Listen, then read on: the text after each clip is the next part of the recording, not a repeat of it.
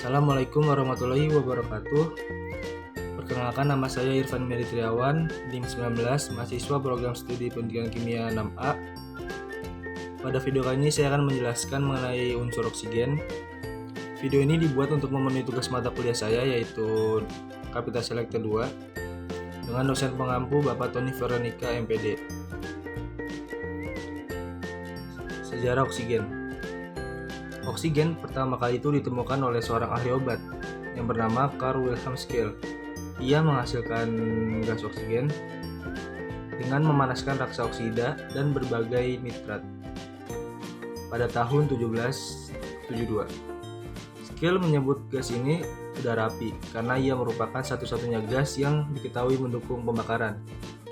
Ia pun menuliskan pengamatannya ke dalam sebuah manuskrip yang berjudul Treatise on Air and Fire, yang kemudian ia kirimkan ke penerbitnya pada tahun 1775. Akan tetapi dokumen ini tidak dipublish hingga tahun 1777.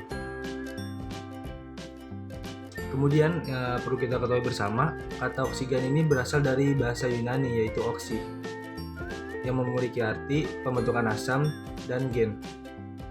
Sebelum ditemukannya dan diisolasi, beberapa ilmuwan telah mengakui keberadaan suatu zat dengan sifat-sifat oksigen. Yang pertama itu ada Leonardo da Vinci pada tahun 1500-an, kedua ada Robert Hooke pada tahun 1655, yang terakhir ada John Mayow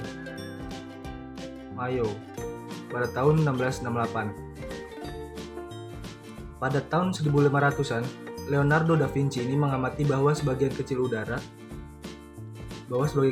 dikonsumsi dalam respirasi dan pembakaran. Kemudian pada tahun 1665, Robert Hooke itu mencatat bahwa udara mengandung zat yang ada dalam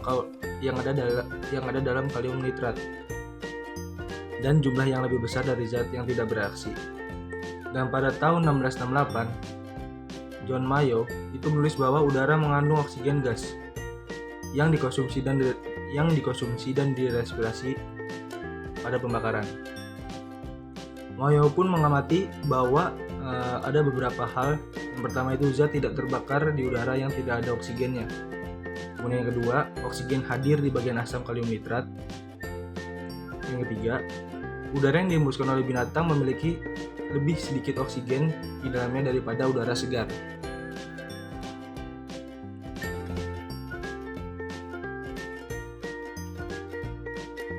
Kemudian fakta menarik dari unsur oksigen. Yang pertama, oksigen adalah unsur ketiga terbanyak di alam semesta ini. Kedua, oksigen itu tidak terbakar, namun demikian mendukung pembakaran zat-zat lainnya. Ketiga, hampir 2/3 berat benda hidup berasal ini dari oksigen, terutama karena makhluk hidup mengandung banyak air. Dan 88,9% berat air itu berasal dari oksigen. 4. Oksigen O2 itu tidak stabil di atmosfer planet kita dan harus terus diisi ulang dengan proses fotosintesis pada tanaman hijau. Tanpa ada proses itu, di atmosfer kita hampir tidak ada kandungan O2-nya. Kemudian ada karakteristik dari unsur oksigen. Yang pertama itu oksigen dalam bentuk umum yang kita ketahui bersama, O2, ialah gas diatomik yang tidak berwarna, tidak berbau, dan tidak berasa. Yang kedua, oksigen itu sangat reaktif dan membentuk oksida dengan hampir semua unsur lain kecuali gas mulia. Ketiga, oksigen cair dan padat, berwarna biru pucat dan sangat paramagnetik. Dikarenakan oksigen ini sangat efisiensi untuk menghilangkan kotoran berbasis karbon. Keempat, oksigen lebih mudah larut dalam air dingin daripada air hangat. 5.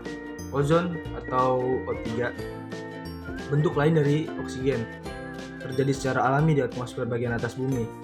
Ini dibuat oleh aksi sinar ultraviolet pada O2. Ozon itu melindungi kita dari banyak radiasi ultraviolet berbahaya yang berasal dari sinar matahari. Dan yang keenam, reaksi dengan oksigen adalah salah satu kriteria yang digunakan untuk membedakan antara logam dan non-logam. Oksigen itu merupakan salah satu unsur terpenting pada makhluk hidup. Kenapa? Ini jawabannya. Nah, peran penting oksigen bagi makhluk hidup. Yang pertama itu untuk menggerakkan sistem pernapasan. Ya benar, memang oksigen sangat diperlukan oleh makhluk hidup untuk bernapas. Oksigen dan makanan yang ada di dalam tubuh kita itu bergabung untuk menghasilkan suatu energi, seperti uap air, H2O, dan karbon dioksida CO2. Sedangkan H2O dan CO2 ini merupakan sisa dari proses pernapasan dan akan dikeluarkan oleh tubuh. Yang kedua, membantu sistem peredaran darah. Sistem peredaran darah di dalam tubuh inilah yang dipengaruhi oleh adanya oksigen. Kebutuhan tubuh akan oksigen yaitu sekitar 90%. Jika oksigen di dalam darah berkurang atau tidak mencukupi, maka akan berakibat efek samping yaitu sesak nafas. Yang ketiga, memaksimalkan daya ingat. Oksigen itu sangat membantu untuk memaksimalkan daya ingat. Proses keluar masuknya oksigen pada tubuh dapat mempengaruhi fungsi otak. Jika oksigen yang masuk ke dalam otak adalah cukup, ini akan meningkatkan daya ingat kita dan kecerdasan dalam otak kita. Yang keempat, mencegah pertumbuhan sel kanker. Jika oksigen di dalam tubuh kita memiliki kadar yang tinggi, maka dapat membuat sel-sel penyakit seperti kanker tidak dapat tumbuh. Tetapi sangat bahaya kalau tubuh kita tuh kekurangan oksigen, karena akan ada banyak ruang di tubuh kita yang diisi tapi tanpa oksigen. Hal ini bisa menyebabkan sel-sel kanker bisa berkembang bebas dan dapat melemahkan tubuh kita. Yang kelima, membuat pikiran kita lebih tenang. Menghirup oksigen dengan mengambil napas panjang dapat membantu terbukanya paru-paru. Tubuh akan memberikan tanda untuk memperlambat reaksi di otak. Kemudian ini dapat memperlambat denyut jantung dan menurunkan tekanan darah yang tinggi. Kemudian kegunaan oksigen. Yang pertama itu penggunaan komersial utama oksigen adalah produksi baja. Kotoran karbon dikeluarkan dari baja dengan reaksi oksigen untuk membentuk gas karbon dioksida. Yang kedua, oksigen juga digunakan dalam pengelasan ostasetin sebagai oksidan untuk bahan bakar roket dan dalam produksi metanol dan etilen oksida. Yang ketiga, tumbuhan dan hewan bergantung pada oksigen untuk respirasi. Keempat, oksigen murni sering digunakan untuk membantu pernafasan pada pasien dengan penyakit pernafasan. Terakhir ada sifat fisik.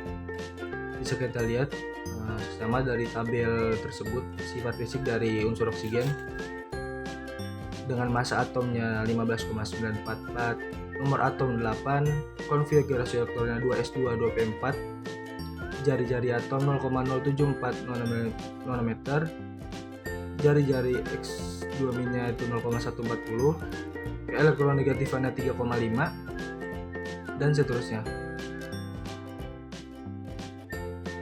Sekian dan terima kasih. Kurang lebihnya mohon maaf. Assalamualaikum warahmatullahi wabarakatuh.